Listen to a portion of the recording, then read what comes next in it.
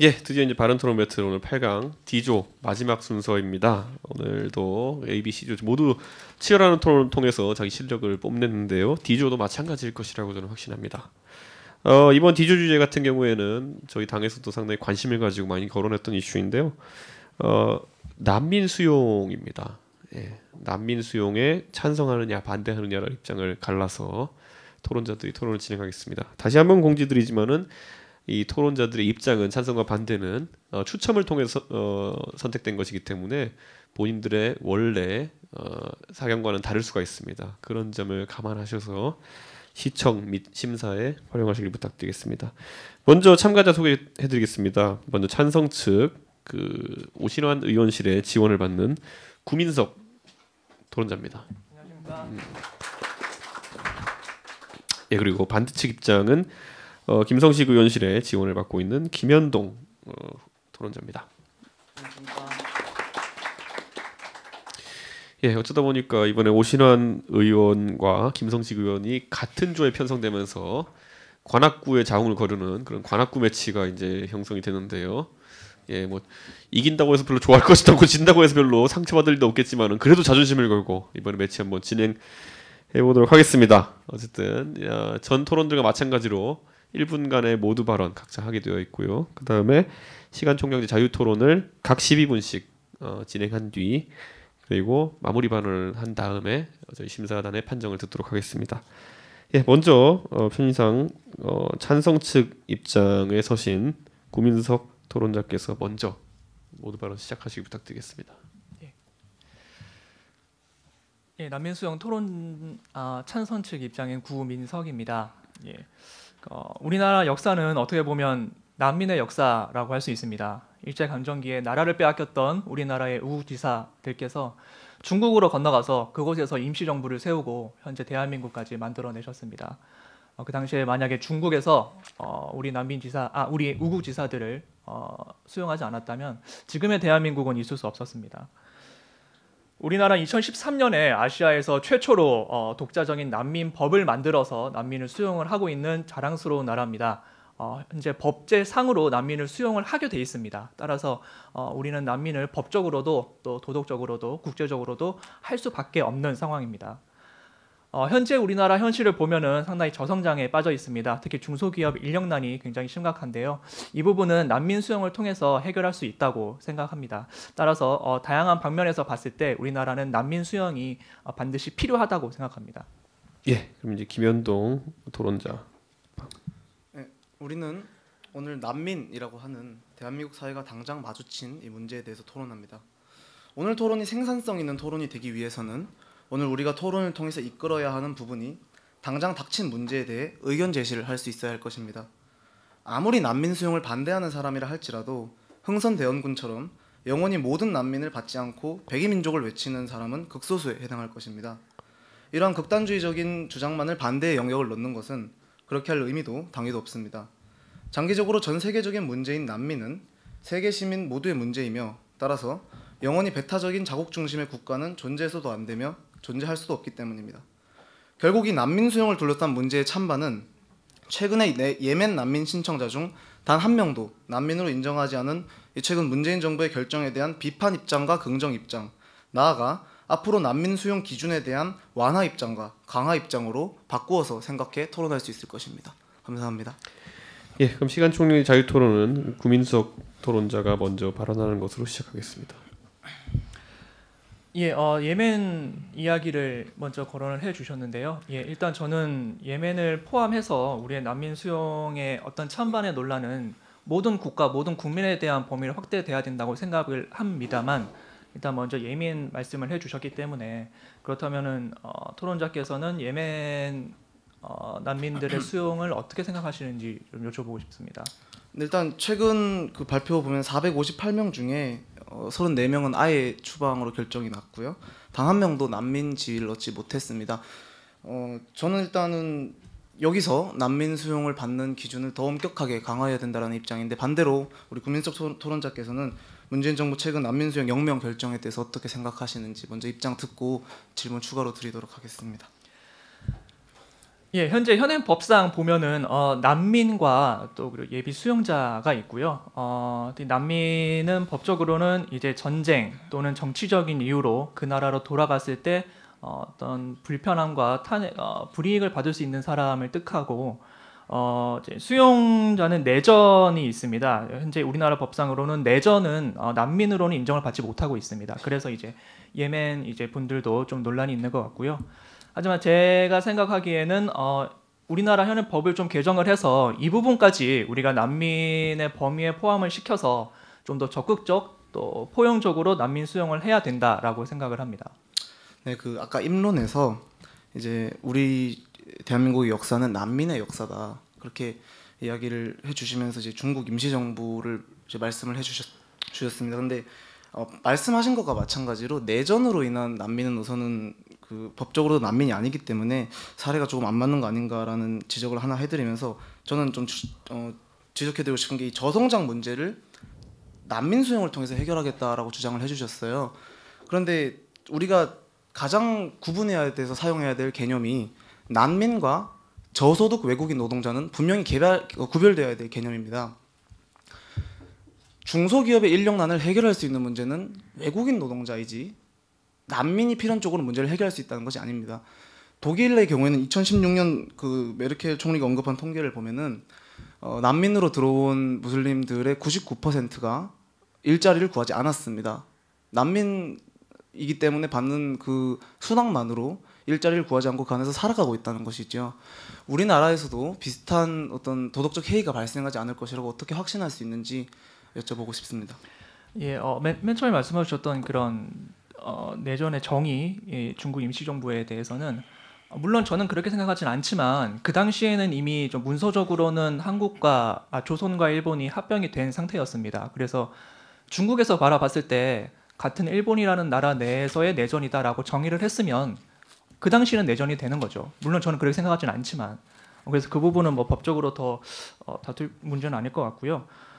저소득 외국인을 말씀을 하셨는데 그래서 제가 말씀을 드리고 싶은 건 난민 저희가 심사를 하지 않습니까? 그리고 이제 심사를 거쳐서 이게 통과가 되면은 난민으로 인정이 되고 이랬을 때 제가 생각하기에는 이 부분에서 조건부로 난민을 받아들여서 일정 부분 혹은 일정 기간 어떤 기업체나 어떤 뭐 회사에서 근로를 하는 조건으로 난민을 받아들이는 그런 조건부 난민 허가제를 도입을 하면 어떨까라고 생각을 하는데요. 네, 이 부분에 대해서 어떻게 생각하시는지요? 그러니까 조건부 난민 허가제를 한다라는 소리는 결국 그 난민들에게 노동을 강제하겠다는 소리입니다. 너가 들어와서 노동을 하지 않으면 난민을 받지 않겠다라는 의미로 바꿔서 생각할 수 있을 것 같은데 그럼 이 부분이 가지고 있는 그 문제도 분명히 많을 것 같은데요.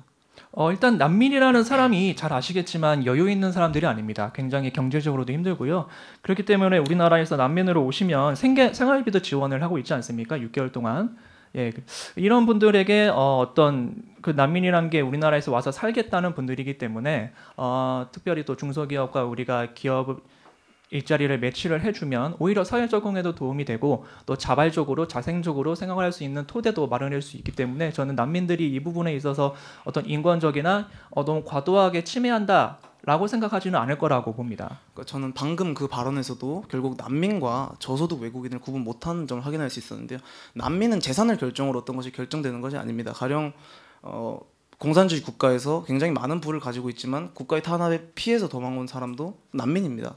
그렇기 때문에 재산을 기준으로 뭔가 난민을 결정한다는 식으로 해서 그 사람들이 중소기업에서 일을 하지 않으면 받아들이지 않겠다 혹은 너가 들어와서 일을 하지 않으면은 난민을 받지 않겠다라고 하는 것은 또 하나의 어떤 인권 문제라든가 여러 가지 부작용을 낳을 수 있다라고 저는 생각을 하는 부분이고요. 그리고 그 말씀해주신 부분에서는 공산주의 같은 경우에는 지금도 난민으로 인정이 됩니다. 네네. 예, 정치적인 이유로 난민으로 인정이 되고요. 제가 말씀드리는 부분은 정치적인 이유로 난민 인정이 안 되는 부분, 말씀하신 그 저소득 외국인 분들 이런 부분으로 우리가 개념을 확대시키는 데 있어서 이런 게 도움이 될 거다라는 말씀이고요. 지금 핵심은 난민 인정 여부입니다. 난민으로 수용을 할 것인가 말 것인가의 문제입니다. 그러니까 난민 수용과 외국인 노동자를 구분짓는 가장 결정적인 기준이라고 하는 것은 것은 결국 우리 정부가 우리 정부의 세금으로 난민의 수당을 주고 숙소를 제공을 하고 재활을 돕는 것이냐, 혹은 이 사람들을 취업자로 취급을 해서 어떤 국가 경제 이바지하게 하느냐, 이 수준의 차이인 것이라고 생각을 하고, 그 부분에 있어서 난민으로 들어오면 무조건 노동을 해야 된다는 제약을 두는 것은 저는 그 사람들을 외국인 노동자로 받아들이는 것보다 오히려 더 후진적인 발상이라고 그렇게 말씀을 좀 드리고 싶습니다. 그리고 이제 조금 논제를 돌려가지고요. 물론 우리나라가 중국에서 난민으로 받아준 어떤 대한민국 임시정부 덕분에 독립에 기여한 바가 충분히 있다는 것도 저는 인정을 합니다. 다만 우리가 오늘날 우리 국민들이 난민, 예멘 난민, 특히 예멘 난민을 받아들이는 문제에 있어서 쉽사리 수용하지 못하는 부분은 결국 그들이 가진 분쟁의 요소라고 하는 것이 우리 국민들에게 좀 실질적으로 다가오고 있지 않은가, 그것이 피부로 느껴지지 않은가라는 생각이 듭니다. 우리 국민들이 느끼고 있는 이 난민을 받아들였을 때 겪는 그 공포감이나 이런 것들이 전혀 근거 없는 것이라고 생각하는 것인지, 혹은 그것을 감수해서라도 받아들여야 하는 것인지 어떤 의견을 듣고 싶습니다.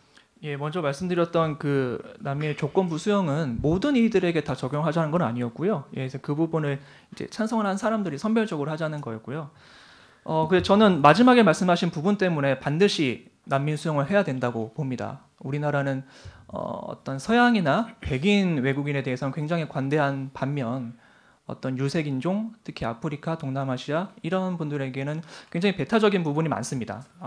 그래서 저는 이 부분에서 우리가 좀 법적으로 포용을 할 수 있는 기회를 마련해줘야 우리 사회적 인식이 전환이 되지 않을까 싶고요. 말씀하신 부분은 아마 좀 범죄나 이런 부분에 있어서 우려일 거라고 생각을 하는데요. 뭐 잘 아시겠지만 올해 초에 형사정책연구원에서 연구한 자료를 보면 인구 10만 명당 내국인 범죄자가 3,369명일 때 주로 많은 외국인, 중국인은 1,858명에 그쳤습니다. 한 2배 차이고요. 그럼에도 불구하고 저는 당연히 불안감은 있을 거라 생각합니다. 예, 이거는 어쩔 수 없겠죠. 현실상. 그래서 제가 생각을 하기에는 현재 난민법 34조를 보면 난민 인정자에 대해서 사회 적응 교육을 실시할 수 있다로 되어 있습니다. 저는 이 부분을 개정을 해서 난민 인정자의 사회 적응 교육을 반드시 해야 한다라고 좀 강제성을 두면 이런 부분이 우려가 좀 해소되지 않을까라고 생각합니다. 그래서 그 방금 해주신 말씀을 결국 요약하자면, 난민들에 대한 공포라고 하는 것이 있는 것은 분명하지만 이 부분은 우리가 그 통계상으로 봤을 때 뭐 과장된 부분도 있을 것이고, 국가가 잘 교육하면 해결이 될 것이다. 그리고 받아서 일단 같이 살다 보면은 이런 생소함 혹은 차별성이 사라질 것이라는 주장으로 요약을 할 수 있을 것 같은데, 오히려 독일, 스웨덴 같은 복지 국가들 혹은 난민에게 포용적인 국가들을 보면은 최근에 난민을 수용한 지 시간이 조금 흐르고 이뤄진 최근의 선거를 보면 오히려 난민을 추방하고 국수주의로 돌아가자고 하는 신나치주의 혹은 신구구주의 정당이 약 19%, 18%가량의 득표율로 선거에서 굉장한 선전을 보였습니다.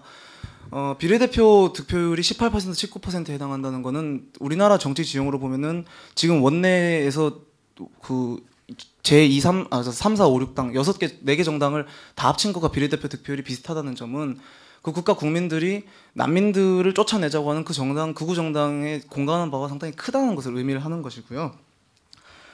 교육을 통해서 뭔가 해결을 할 수 있다라고 이렇게 말씀을 하셨는데, 독일 같은 경우에는 자국민에게 다문화를 꾸준히 알리며 히잡은 아름다우니 히잡을 쓰라 이런 내용의 공익 광고까지 냈고, 스웨덴 등 복지 국가들은 난민들은 새로운 국민이기 때문에 톨러랑스, 내성을 길러라는 문구를 교과서에도 집어넣고 여러 가지 공익 광고에도 활용을 했습니다만은 이들의 난민 정책은 최근에 선거 지형이나 그다음에 메르켈 총리가 한 발 물러선 모습 등등을 봤을 때 완전히 실패한 그런 정책으로 저는 보여집니다. 철저한 친난민 교육 정책과 난민 동화 정책을 실시한 독일과 스웨덴 등에서도 이 실패가 명확한데, 교육이나 적응 교육을 통해서 이것을 개선하면은 문제가 없을 것이라고 이야기하는 것은 저는 이 땅에 유토피아를 만들자고 하는 것과 다를 바 없다, 그렇게 생각합니다. 신나치주의는 사실 우리가 여기 있는 분 모두가 다 생각하실 겁니다. 그게 올바른 거라고 생각하시는 분은 없을 거라 생각하고요. 잘 모르겠습니다. 제가 짧은 소견으로는 정치라는 게 물론 표도 중요하겠으나 그런 여론에 휩쓸리지 않고 우리 국민과 사회를 옳은 방향으로 이끄는 게 정치가 아닌가 생각을 합니다. 아까 제가 말씀드리고 싶은 부분은 다수의 지지가 꼭 옳다는 것을 담보한다는 뜻이 아니고요. 그 전에는 난민들에게 수용적인 국가들이 난민 수용을 겪으면서 난민에게 배타적으로 변했다면은 그 원인을 그 국가의 국민들에게서만 찾을 수는 없을 것이다라는 뜻입니다. 가령 메르켈 총리 같은 경우에는 그 난민을 받아야 된다고 굉장히 많이 주장했던 부분에 대해서 다들 이렇게 알고 계실 겁니다. 그 앙헬라 메르켈 총리가 최근에 했던 문화는 최근에 했던 발언을 보면은 이질적인 문화가 평화롭게 공존하기는 어렵다라는 점을 인정을 하면서 기존에 상당히 포용적이었던 입장에서 한 발 빼는 입장을 보여주고 있거든요. 이러한 변화들이 단순히 그 난민 그 스스로에게 문제를 찾을 수 없고 그것을 대하는 자국민들에게만 문제를 찾는다는 것은 지나치게 좀 이상주의적인 생각이 아닌가라고 생각합니다. 그 발언이 언제 나왔나요? 이질적인 문화가 평화롭게 공존하기는 어렵다라는 발언은 그 최근에 제가 2018년 7월 뉴스에서 확인했습니다. 네. 그런 발언은 사실 뭐 정치인들의 수사는 언제든지 바뀔 수 있고요. 제가 생각에는 선거 때는 이제 그런 발언들이 많이 나올 수 있다고 생각을 하고 제가 생각에는 아마 이런 것도 우리가 하나 좀 만들어가는 과정이라고 봅니다. 지금은 물론 그런 게 수용적인 게, 좀 배타적인 게 다수가 됐다고 생각할 수도 있지만 우리가 어떻게 또 적응을 하고 어떻게 교육을 하고 어떻게 좀 대책을 마련하느냐에 따라서 그런 부분이 국민의 인식이 바뀌면 그런 부분도 당연히 바뀔 수 있거라 생각하고요. 그렇다면 제가 좀 질문 드리고 싶은 거는 그렇다면 이제 예멘 분들이 왔습니다. 예멘 분들이. 그래서 난민으로 인정이 안 됐습니다. 그러면 이분들은 어떻게 해야 된다고 보십니까? 저희가 난민 인정 안 하고 그냥 우리는 모르겠다라고 할 수는 없을 것 같고요. 기본적으로 그 예멘 난민 같은 경우에는요. 우리가 난민 수용을 거부한다고 했을 때 바로 그 전쟁하는 곳으로 돌아가는 것이 아닌 것은 알고 계시죠? 네. 예, 기본적으로 말레이시아라고 하는 중립국에서 우리나라를 왔고 우리가 거부하면 다시 말레이시아로 돌아가는 절차를 거치게 됩니다. 근데 이제 이번 정부의 심사 결과를 보면은 34명 같은 경우에는 아예 돌아가더라도 별 문제가 없는 것으로 판명이 되어가지고 돌려보냈고요. 나머지 339명의 경우에는 우리가 인도적 체류 지위를 부여해서 1년간의 체류를 임시적으로 지금 허용하고 있는데 이 부분에도 돌아갔을 때 어떤 인권에 염려가 되는 부분도 뭐 고려가 좀 됐겠지만 그 부분보다도 이제 대한민국에 1년 가량 살게 하면서 우리가 뭔가 보자라는 취지가 있다는 그 뉴스 기사를 제가 봤었습니다. 네.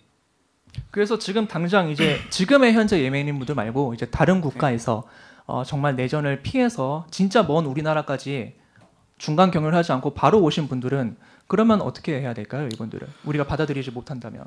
저는 근데 보다 근본적으로 그 문제에 대해서 좀 지적을 하고 싶습니다.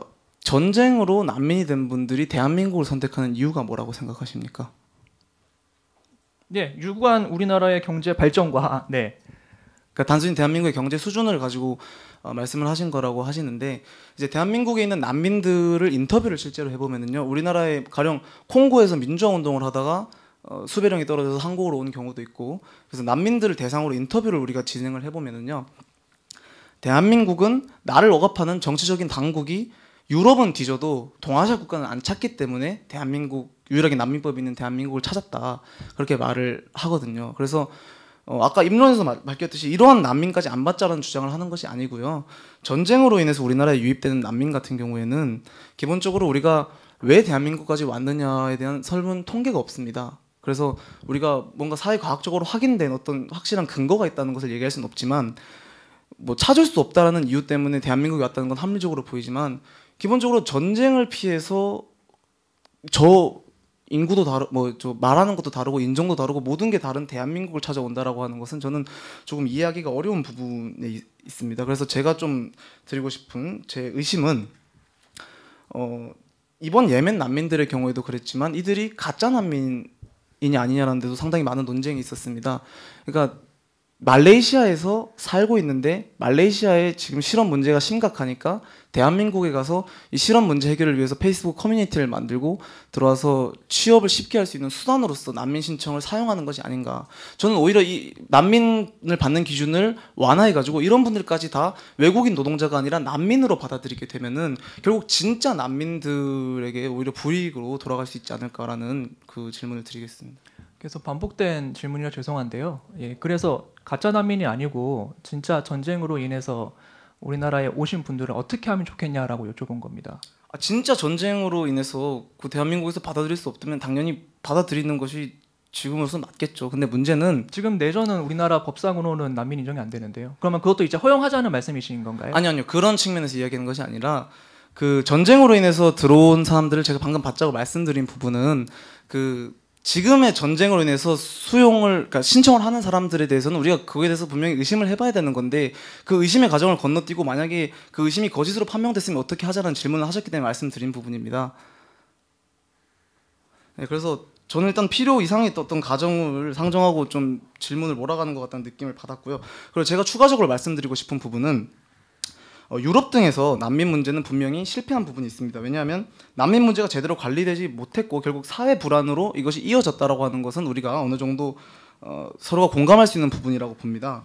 그러니까 한국 사회 역시 아까 분명히 말씀하셨듯이 이주민에 대한 차별과 편견을 말씀해 주셨는데 이주민들에 대한 차별과 편견에 대한 불만을 가지고 내국민들은 또 일자리 경쟁을 이유로 난민을 소외시킬 경우에 우리나라에서도 사회 갈등은 충분히 촉발될 수 있습니다.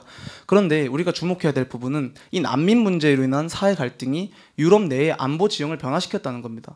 그런데 유럽과 대한민국의 가장 큰 차이는 북한이라고 하는 게 변수로서 존재한다는 데 있습니다.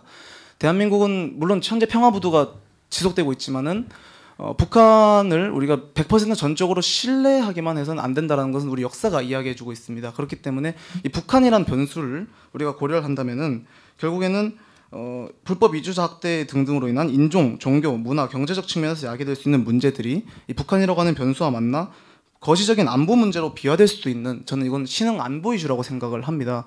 그래서 안보 문제에 있어서 위험성을 가지고 있는 이 문제에 대해서는 더더욱 신중해야 된다라고 말씀을 드리고 싶습니다. 예, 그래서 난민 반대를 하시는 입장에서는 주로 이제 안보 문제를 많이 말씀을 하시고요. 또 찬성하는 쪽에서는 인권 문제를 많이 이야기를 하는데, 일단 제가 이해하기로는 그래서 난민으로 인정되지 못하는 분들에 대해서 어떻게 생각하시냐에 대해서 저는 적절한 답을 못 하셨다라고 생각을 하고요. 보안 문제, 안보 문제에 있어서는 현재는 난민을 법무부 장관이 인정을 하게 돼 있습니다. 저는 이 부분을 법무부 장관에게 맡길 게 아니고 조금 더 다양한 어떤 평가와 위원회를 거쳐서 다각적인 평가를 통해서 난민 인정을 해야 한다 생각을 하고요. 현재 난민위원회에 누가 들어가 계신지 아십니까? 네, 계속 설명해 주십시오. 예, 변호사, 법률학 교수, 공무원입니다. 법과 나란 일 하시는 분들만 난민을 검사를 하시고 평가를 하시고 난민으로 인정을 하십니다.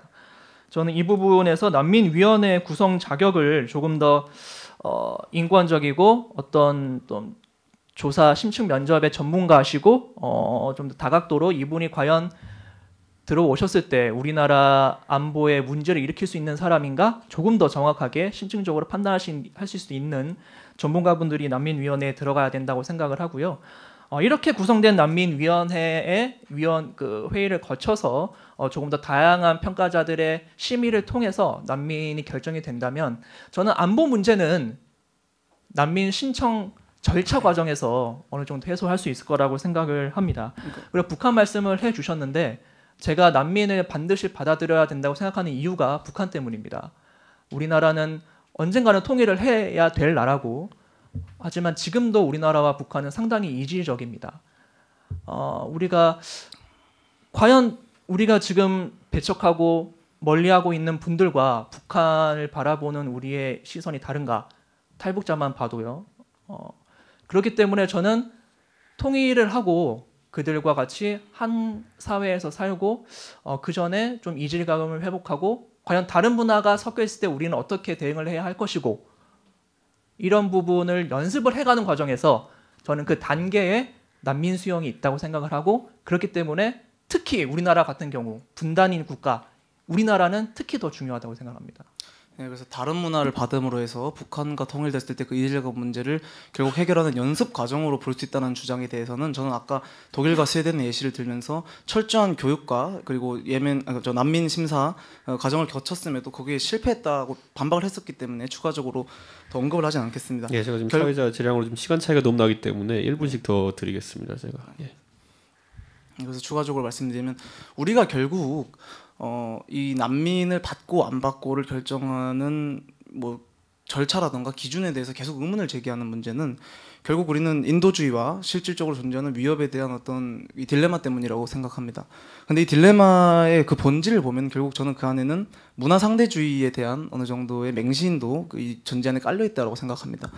물론 문화 상대주의는 그것이 함유하고 있는 어떤 가치라고 하는 것이 상당히 많습니다. 좋은 가치라고 하는 것이 상당히 많습니다. 하지만 문화 상대주의 안에 숨겨져 있는 숨겨진 전제라고 하는 것은 결국 적정한 수준이 되어야 된다는 것입니다. 가령 우리는 그 명예살인이라고 하는 것을 용납할 수 없습니다. 왜냐하면 인류가 지향하는 자유, 뭐 생명과 같은 보편적인 가치를 보장하지 못하기 때문입니다. 그 의원님 안 오셨기 때문에 제가 찬스 써서 1분 더 사용하겠습니다. 찬스 발언을 그럼 보좌진이 하셔야 되는데. 그 저번 토론에서는 본인이 하는 게 가능했었는데. 근데 이번에 룰이 바뀌었는데. 그래. 그래서 1분은 더 드릴게요. 양쪽 다 1분씩 드릴 거예요 원래. 네, 문화 상대주의에 대해서는 그 적정한 선이라는 것이 존재해야 된다고 저는 생각을 합니다. 그런데 우리가 그 이슬람 출신의 그 예멘 난민들을 동등한 가치로 잣대하자는 데는 이 문화 상대주의라는 것이 결국 고려되어 있는 것인데 제가 한 가지 설문조사를 가지고 왔습니다. 영국의 이슬람 인구 75%는 무함마드를 희화화한 만화가는 법적으로 사용을 해야 한다에 동의를 하고요. 프랑스의 이슬람 인구 35%는 자살 폭탄 테러가 정당화가 가능하다라고 답변을 하고 있습니다. 그리고 그 외에도 이른바 샤리아라고 해가지고 이슬람 사람들이 자치적으로 법적인 구역을 만들고 경찰을 만드는 것에 동의하는 무슬림 비율이 절반을 넘습니다. 그래서 이러한 부분은 결국 대한민국이 헌법에서 보장하고 있는 법치주의라는 가치를 근본적으로 무시하는 어떤 처사와 그 맥을 상통한다고 하는데, 저는 그것을 보면서 결국 문화 상대주의를 존중해서 이 사람들을 받아들이면 우리의 법치주의를 무시하고 그 사람들이 어떤 샤리아라는 것을 형성하게 될 경우에는 우리가 지향하고자 했던 첫 번째 가치인 문화 상대주의의 가치마저도 흔들릴 수 있는 그런 역설적인 상황이 아닌가 질문 드리겠습니다. 이제 시간 배분 이렇게 했는데도 이제 1도 차이가 나니까 우선 말씀해 보십시오. 과연 이게 명예살인까지 예를 들어야 할 정도의 일인가라고 생각이 들고요. 우리나라는 기독교 국가가 아닙니다. 우리나라는 다양한 종교의 국가죠. 그럼에도 불구하고 특히 이런 중동과 이슬람 쪽에서는 특히 좀 배격적인 문화가 더 많은 것 같습니다. 사실 이슬람과 어떤 코란은 나쁜 종교가 아닙니다. 극단적인 종교도 아니고요. 단지 우리가 IS를 이렇게 위시로 한 특정 과격 단체 때문에 우리가 이들을 좀 불안하게 생각하고 이들을 폭력적으로 바라볼 뿐이지 실상은 그렇지 않습니다. 그래서 이들이 어떤 우리나라 내에서 좀 들어왔을 때 안보상의 문제가 생길 거다라고 생각하는 건 저는 편견이라고 생각을 하고요. 특정한 이미지 때문에 이들을 좀 과대 해석을 한다고 봅니다. 말씀해주신 그런 외국의 설문조사 굉장히 좋은 것 같습니다. 사실 저는 이 설문조사까지는 확인을 못했는데요. 그래서 제가 말하는 게 이런 부분입니다. 난민 신청을 할 때 이런 설문조사를 넣어서 이런 항목에 대해서 어떻게 생각하냐? 라고 물어봤을 때 이 설문조사 결과에 따라서 우리는 선별을 할 수 있다고 생각을 합니다. 이런 부분은 오히려 난민 수용을 할 때 절차 과정에서 더 발전적인 제안을 내주신 것 같고요. 난민을 사실 우리는 굉장히 막연하게 불안해하고 좀 막연하게 폭력적이지 않을까, 만약에 이들이 왔을 때 우리는 좀 불안해지지 않을까, 우리 사회가 혼란해지지 않을까라고 생각을 하는 것 같습니다. 하지만은 제가 생각하기에는 이 부분에 대해서는 좀 우리가 과대한 불안감을 갖고 있는 게 아닌가라고 생각을 하고요. 그래서 이 부분을 제가 계속해서 말씀을 드렸던 것처럼 이런 부분을 사전에 좀 조치를 할 수 있도록 평가와 신청 절차 과정에서 이런 부분을 좀 강화하자라는 부분입니다. 아까 계속해서 말씀드렸던 그 저성장 부분에서는 사실 우리나라는 이런 중소기업에 대해서 그 중소기업 인력난을 해소하기 위해 굉장히 많은 돈을 쓰고 있습니다. 내년에만 해도 예산으로 잡혀 있는 게 중소기업 청년 취업을 지원하는 비용에만 1조 7천억 원이 들어가 있다고 합니다. 굉장히 큰 수치인데요. 어떤 많은 예산을 투입을 해도 사실 우리나라가 중소기업 인력난을 지금 해소를 못하고 있습니다. 그래서 저는 이 부분에 있어서 좀 난민의 범위를 넓혀서 전쟁으로 인한 아까 토론자께서 계속 말씀하신 어떤 저소득 외국인 이런 분들도 난민으로 들어오겠다고 하면 이런 부분에 있어서 좀 한시적으로 근무를 하는 조건으로 이분들을 받아들이면 이분들에 대한 인권적인 보호 측면도 있고 또 우리나라 경제 발전을 할 수 있는 부분도 있고 저는 일석이조가 되지 않을까라고 생각을 합니다.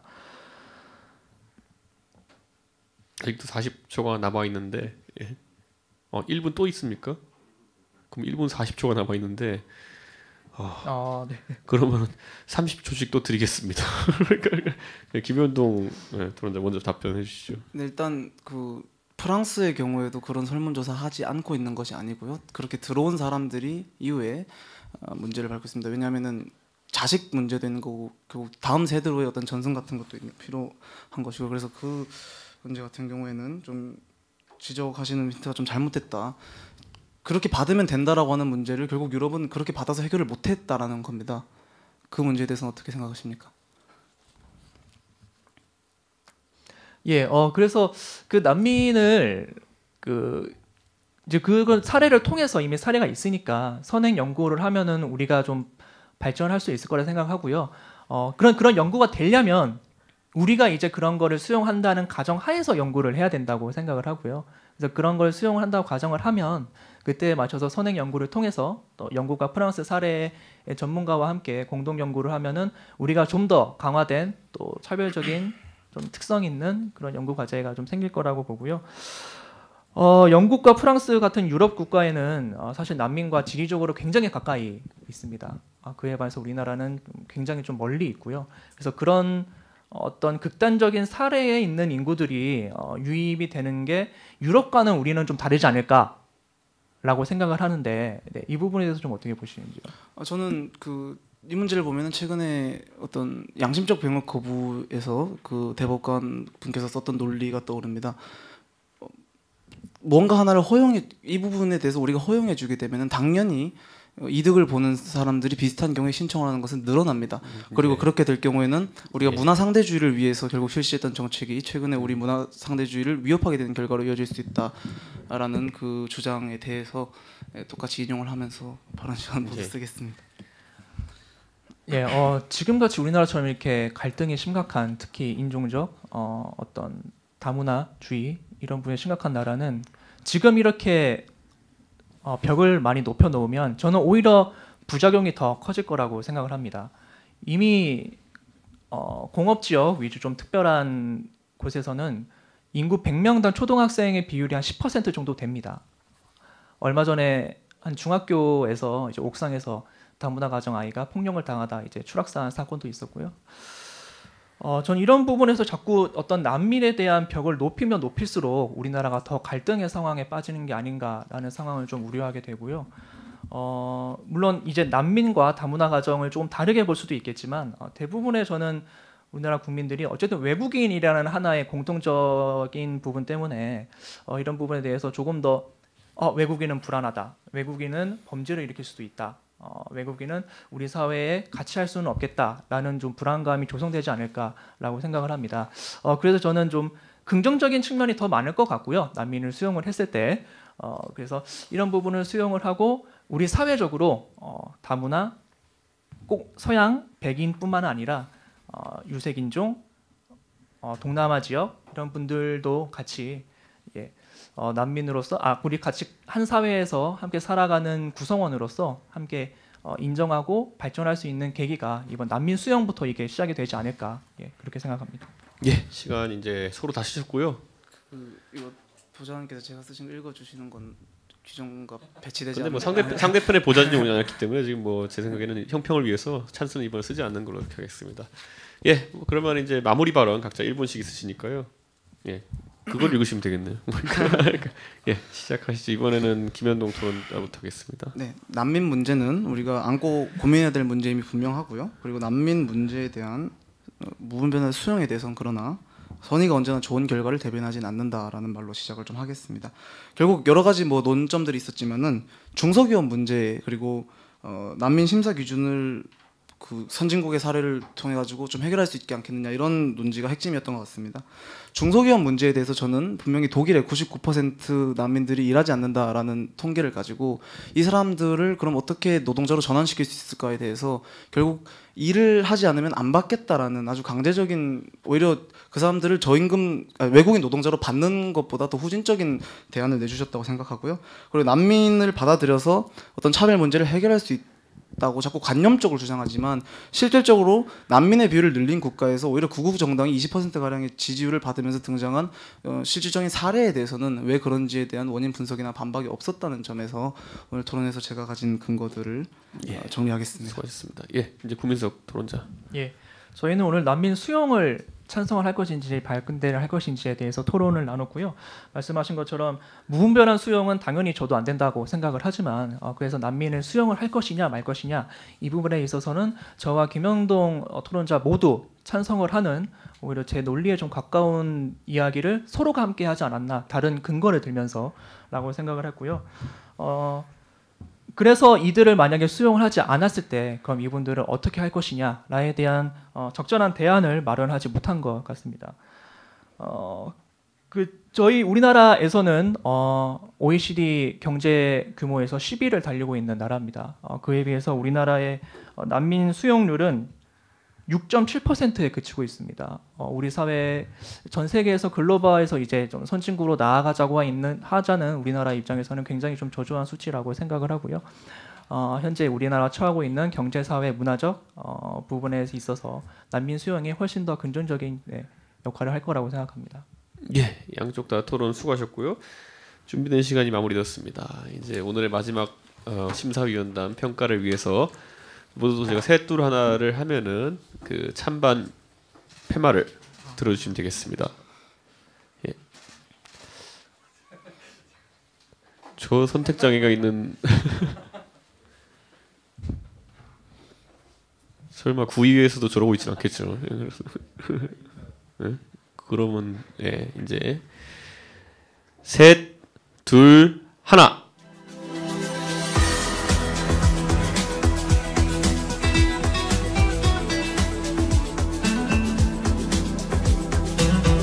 네.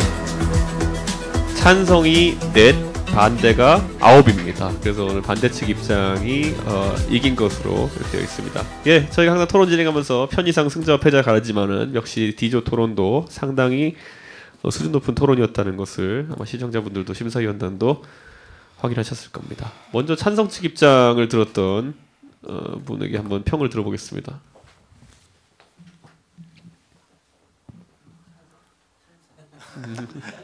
네, 김태일 기자입니다. 예.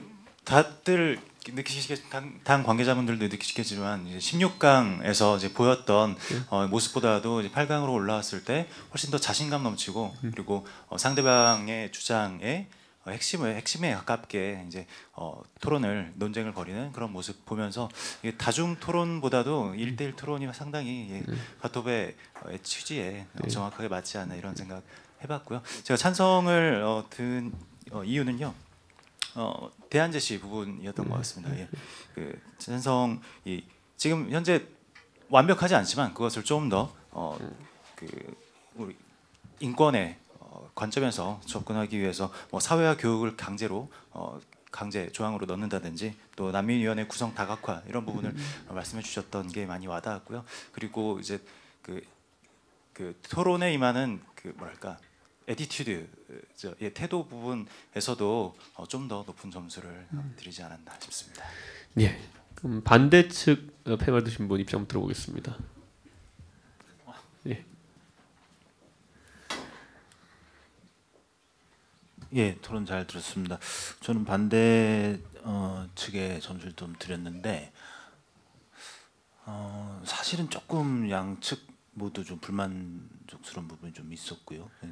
그러니까 찬성 측 이제 하신 분에서 특히 이제 난민하고 그리고 외국인 노동자하고 특히 이제 다문화 가정까지 이렇게 섞어서 좀 개념을 이제 섞어가지고 어떤 경제적인 측면에서 어떤 도움 이렇게 접근하는 부분은 조금 적절치 않지 않았나. 그래서 반대 측에서 그 부분에 대해서 문제 제기를 했음에도 불구하고 좀 명확하게 거기에 대해서 좀 해명을 못하셨다라는 생각이 좀 들고 그리고 또 반대 측에서 제시하는 그 난민 수용에 따른 문제 우려점에 대해서 너무 이렇게 좀 덮기식이랄까요? 이렇게 괜찮다라는 좀 그렇게 좀 접근하신 거 아닌가 싶은 생각이 좀 들고 찬성 측 하신 분은 글쎄, 그러니까 조금 더 이 문제가 그러니까 원래 그 난민 수용에 반대하신 분요, 예, 반대하신 분 원래 난민 수용에 반대하는 스탠스에서 약간 좀 이동하신 거잖아요. 아까 찬성 토론자 말씀하셨듯이. 그럼 이동하셨으면 조금 더 구체적인 스탠스를 좀 제시하셨으면 좋았을 것을 이런 좀 생각이 좀 듭니다. 그래서 어떤 조건이 제도가 완비되었을 때 난민을 수용할 수 있다. 그럼 그런 제도들은 어느 정도 이런 요건들은 갖춰야 되지 않냐. 뭐 이런 정도를 제시해 주셨으면 좋았을 것. 그런 좀 생각이 듭니다. 어쨌든 찬성보다는 반대쪽에 조금 더 점수를 드렸습니다. 예. 이제 오늘의 토론, D조 토론과 그리고 또 뭐 오늘 전체 8강 토론 총평을 이제 김철근 심사위원 단장님께 부탁드리겠습니다. 아주 잘 짜여진 복싱 경기를 본 것 같아요. 한 사람은 화려한 아웃복서 토론 기법이고 한 사람은 완벽한 인파이터 같아요. 토론 잘 봤고 저는 이제 우선 토론 주도력하고 그다음에 그 준비 정도를 좀 주로 봤습니다. 그러니까 그 김현동 이제 그 토론자가 유럽의 사례라든지 이런 걸 좀 촘촘히 얘기를 해주셨고 그 우리 구민석 그 토론자 같은 경우에는 차라리 이민을 확대하는 그 주장을 하는 게 오히려 맞지 않나 이런 생각을 좀 해봤어요. 그러니까 난민과 이민 그리고 그 저소득층 노동자 뭐 이런 그 개념에 대해서 조금 구별이 있었으면 더 좋았지 않았을까 이런 생각을 좀 해봅니다. 오늘 전반적으로 토론이 기대 이상이고 정말 잘했다 이런 생각이 들고요. 특히 이제 마지막 D조 A, B, C, D로 올수록 수준이 더 높아갔다 이런 말씀을 드리겠습니다. 우선 승자인 우리 김현동 토론자에게 축하를 보내고요. 우리 저 구민석 토론자도 고생 많이 하셨습니다. 위로를 드리겠습니다. 감사합니다. 예, 오늘 이렇게 준비된 바른 토론 배틀 8강 이제 A, B, C, D조 4개 조의 토론을 마쳤고요. 이제 C조와 D조 승리자 간의 조추첨이 아니라 주제 추첨 및 찬반 추첨이 있겠습니다. 예.